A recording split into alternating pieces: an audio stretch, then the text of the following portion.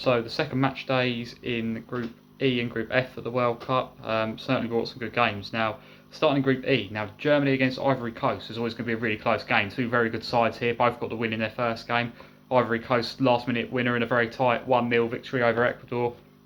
Germany, closer game in the first half, 3-1 up at half time against Curacao, but 7-1 win in the end in the second half. The second half they were ruthless, they were clinical, they were sharp in front of goal, and they won very convincingly in the end. But we always knew it would be a tougher test for Germany today. Ivory Coast, I actually said 2-1 Germany for the prediction, which was the scoreline in the end. However, I did think it could be a draw, and it very nearly was a draw. The first half it is it's very close. It's certainly a close game. It's certainly you sort of see both teams early on are having some chances. Germany, a few decent ones around the 20-minute mark, including a goal that was chalked off from Padovic that was a foul, was given as a foul on the keeper.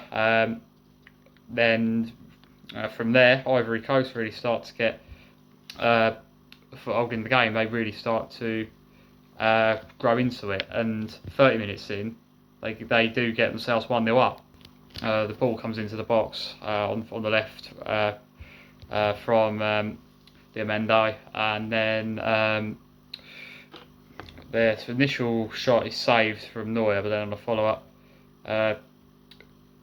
Kesai gets the goal to put Ivory Coast 1-0 up, and a big goal. If there's a winner in this game, the winner of the game wins the group, secures the first place in the group, gets to place in the knockout stage. And well, them going 1-0 up was massive. They had played very well. Germany had some chances, but Ivory Coast was certainly very effective in the way they played. They really, went toe to toe with Germany. It was a very close game that, in the end, it did feel like it could go either way. But going at the half time, all was good for Ivory Coast, and knew it would be a very good second half. Knew it would be very entertaining. And Germany are obviously one of the teams with a very big squad. They've got a very good squad.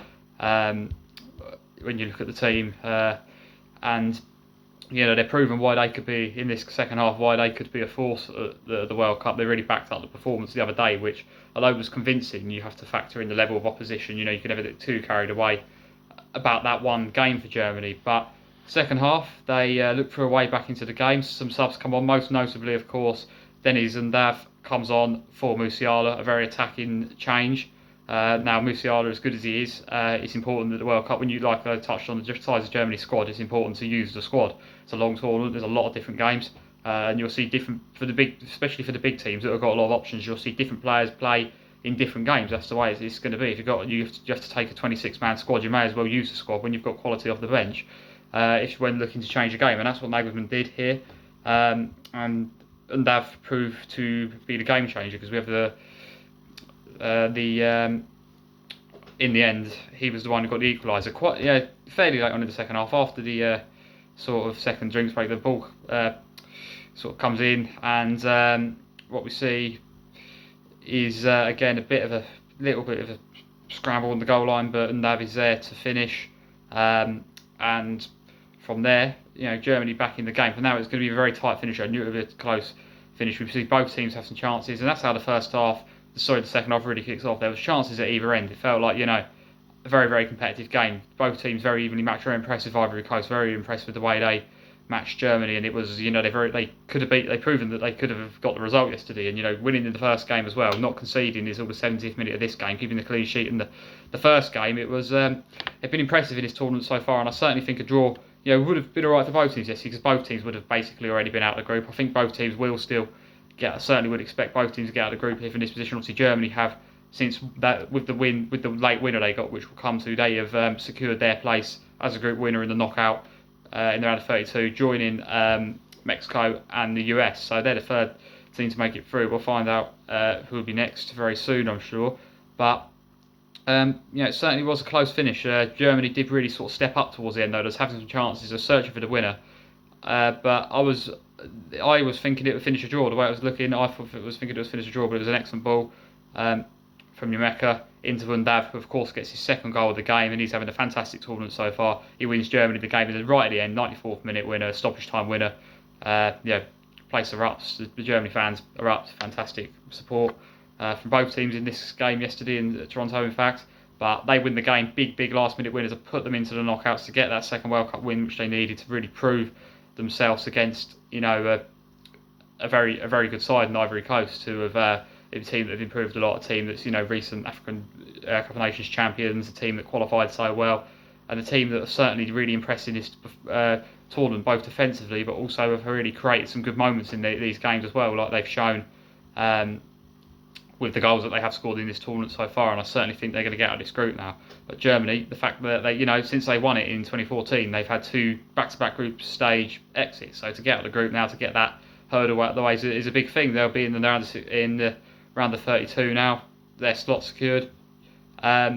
Impressive so far from Germany, and a very good game. It's a very, very enjoyable game, very competitive, very close game between 2 very good sides yesterday in Germany and Ivory Coast. I was impressed with both sides actually in that game. Now the other game in Group E, Ecuador against Curacao. Now Curacao obviously equalised against Germany, had a really good spell, went in 3-1 down, but then ended up completely falling apart in the second half. Germany's quality was just way too much to cope with. But what a defensive performance yesterday from Curacao. A 0-0 draw they managed to hold Ecuador to in a record-breaking. There's a record-breaking stat in this game as well. The Curacao goalkeeper made more saves in the 90 minutes than any other World Cup keeper in history. It was an absolutely fantastic performance individually from Eloy Roon. That's the Curacao keeper, and well, the best player on the pitch that stood out yesterday. It was sometimes you have a game where it really is about the one of the goalkeepers. It certainly was that yesterday. What a performance that was. But equally a really good team performance, a really organised defence. What they were like in the first half against Germany for a while, where they were tight at the back and kept themselves, kept composure and looked to counter. That's what they were doing for the entire 90 minutes against Ecuador yesterday. A game that I thought Ecuador would win. To be honest, I thought Ecuador would get convincing win here. I thought, coming into this disappointment from the first game, should have had a 0-0 really against. Should have had the point against Ivory Coast and conceded the last minute equaliser, and what was overall a very evenly matched game, and a game where they didn't take their chances in. So I thought they'll come into this game wanting to just and would get the job done, but certainly wasn't the case. Curacao, so good defensively and so many shots at goal. Ecuador 26, 10 on something like 15 on target or something like that. They just completely but even then it was so many chances in this game because with only 25% of the ball, Curacao managed 10 shots at goal, and this is the thing, they had their chances as well. And right from the earlier parts of the game, I didn't see this game live, but Curacao, I see they did have some chances in the first half. They've some going wide and whatnot, but Ecuador getting very, very close, especially in that second half. They really started to step up. There's been chance after chance after chance. The ball just not going in for them. Valencia, in particular, was not sharp in front of goal, and that's he was clinical at the last World Cup. We just didn't see that there. We just didn't see the efficiency in front of goal that we saw with Ecuador. Built on that tight defence that we saw in the qualifying and actually to a point in the last Copa America 2 years ago as well. And they're now at risk of exiting. They now need to beat a Germany team who, albeit already out of the group, are in really good form. It's going to be tough now for Ecuador. They really needed that winner yesterday. It just didn't come, and they'll be gutted. And Curacao giving themselves a chance as well. First ever World Cup point, the smallest ever country by size, by population to ever play in the tournament. So impressive of them. It was impressive against Germany, just getting an equaliser and holding their own for the first 45 minutes, but to actually get a draw against a team that was considered a dark horse and a team that everyone thought would go deep, so many people thought would go quite deep in this competition in Ecuador, that have got some top players across Europe, players like Pacho, players like Casado, Valencia up front, good team Ecuador have got, strength in all areas, and to be able to do that, Curacao, so organised, so good defensively, and the fantastic performance from the keeper. He holds now an incredible world record. And it was a bit like the Spain and Cape Verde game in the sense that it wasn't even all just Ecuador either. It wasn't all just the team that was you'd expect to be pushing for the winner. Curacao had their moments as well, and it was an evenly matched contest. It didn't look outclassed at all really. Ecuador definitely the dominant team, but not very, very wasteful in front of goal. And that could be the story of this tournament for them, for what we've seen so far. But fantastic point for Curacao. Massive well done to them. That's what this game's all about, really. Ecuador now have got a big job on that last game. Germany through. Ivory Coast looking good as well, though, despite the loss in the last minute yesterday. And Curacao giving themselves a fighting chance on that final day. And whatever happens now, they've done their nation so proud. Just qualifying for the tournament was fantastic. But then to get the equaliser against Germany, but now today to be able to grind out a draw like that was so impressive. Now on to Group F now, because what we saw here was we saw a very, very impressive Netherlands performance against Sweden. Now, Graham Potter's Sweden have broken a record in themselves. First ever team to win the first one by 4 and lose the second one by 4 as well. 5-1 win in the first game against Tunisia. 5-1 loss in the second game was unbelievable, really. But the game starts early on; it's quite even. But Broby does put the Netherlands 1-0 up early on, 5 minutes in, and they're having some chances, Sweden, but they then come forward again. The Netherlands and Broby gets his second. This one was set up by Dumfries. First one from Gakpo, and Gakpo always performs in tournaments for them. He performed in the last World Cup, performed in the Euros, performing today. Might not have had the best season, but the World Cup he's really turning up, and they had 2 players on a hat-trick going in that second half. But after Sweden were all over the place defensively. But the thing with the drinks break is it gives there's a big real debate about whether it's should be allowed or not, or whether there should be more restrictions, or whether it should be maybe not in every game. I mean, maybe a game by game thing, whether it's necessary based on the conditions, because this was in an air-conditioned stadium with a roof yesterday, and people. There's been a lot of booing it. There's been a lot of complaints about it because it gives managers a chance to actually give a tactical and a team talk, and that's what they did yesterday. Sweden, they tightened up at the back and they sorted the defence out, and from tightening the defence up, from sorting the back 3 or back 5 out, whatever they were kind of trying to do with that, they was then able to more effectively counter-attack, and towards the end of that half they were really pushing to get back into the game, Sweden, and of course it very much felt like a game of 2 halves, and they do get what looked like a goal back right on half time, Sweden, but ultimately that is chalked out. But going into the second half, it's a strong Dutch performance continued. Goal from Gakpo, and then he gets his second quite quickly, and by this point 4-0 up, he's looking a really long way back.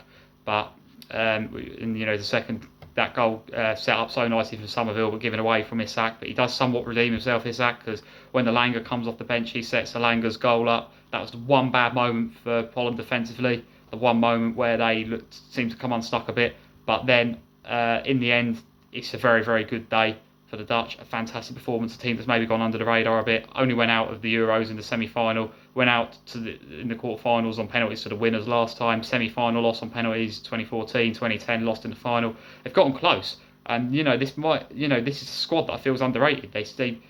Broby come in yesterday. This is what I mean. They've got so many options in these. I think they've got options in every position, and they actually have got a lot of quality. And I think that they actually could go very far in this tournament. And the first game against Japan, they were very close to winning as well against a very good Japanese team. And then when they get the 5th yesterday, it's of course game over, and a very, very convincing 5-1 win. Sweden now, because of the goal difference factor, sort of almost gone backwards. It's going to be very tough to turn it around now. In the last game, we'll see. They've got the 3 points. They've still got that chance of getting through on the final day. But it's going to be a tough game against Japan. We'll see how that pans out. And finally, Japan was so strong yesterday against Tunisia. I expected a strong performance, but it may be even more convincing than I thought. Maybe Tunisia changing the manager. Maybe there'll be a bit of a new manager bounce, but it just wasn't. That shot off target early on was the long shot, which would have been quite something. Would have been was the only real good moment from them. Kameda puts them 1-0 up early on, and from there it's all Japan. They push for the second goal. The second goal comes no time at all, and in the second half it's very comfortable, very convincing as well. They have 2 more chances. They take both those chances. Aida gets his second in that second half. All over the place in Tunisia, really, really poor, but so ruthless. Japan, so clinical. I think they're going to go very far in this. They've got the potential to go far in this tournament. They could be a real dark horse. And a lot of people's pick to be that surprise team, or to be that dark horse team, and this is why they're absolutely fantastic yesterday. And Tunisia, that is them out of the World Cup now. But that group is still a lot to play for on the final day. They were very impressed, in particular with the Dutch and Japan yesterday.